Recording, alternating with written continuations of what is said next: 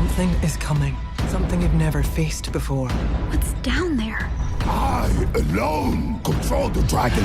Drago Bloodfist is a madman. I'll bloody his fist with my face if he tries to take my dragon.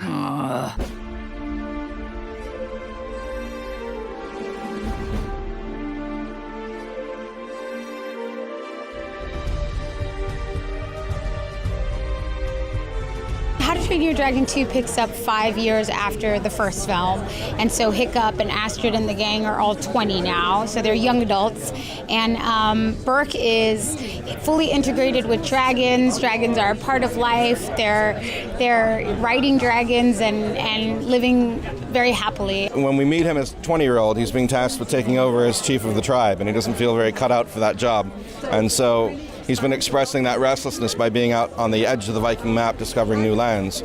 And he actually discovers a brewing conflict where there's this aggressive conqueror named Drago Bloodfist who's trying to build a dragon army, and then a sole, mysterious dragon rider who's trying to thwart that by whisking the dragons away to safety.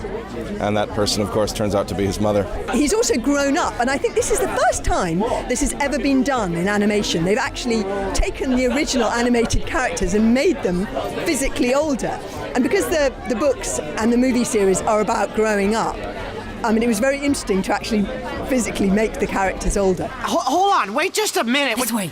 Come back here. Come. You're my mother? I mean, what the... Do you grasp how insane it sounds? Come, quickly. I have questions. Where have you been all this time? What have you been doing? But they said you were dead. Everyone thinks you were eaten by... dragons. It's definitely different this time around. The first time no one knew what to expect, and now there's this beloved audience that has high expectations. And, you know, I have to say for myself, I was a big fan of the first one, and I was blown away with the second film, so I think fans will be very satisfied. We've made more money than the first one made, but there's still sort of a pressure for it to do really, really well.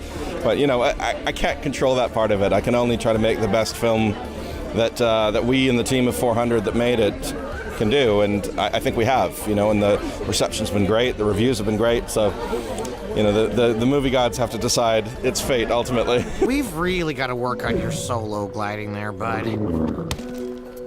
Toothless. You're pouting, big baby boo. We'll try this on.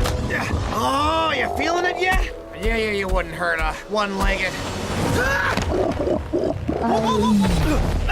It's a wonderful film. I think it's even more exciting and moving than the first film. The hope is that the whole audience, no matter how young or old you are, enjoys the experience. I mean, it's a beautiful experience. I hope that they take away a sense of wonder and a sense that they've been through the emotional gamut. I hope they cry a few tears and laugh plenty and feel inspired as they walk out of the theater, and that they feel that they were transported away. It's kind of nice in the middle of a bright sunny summer to head north into this sort of deep, kind of mysterious Arctic land and live among dragons for a little while.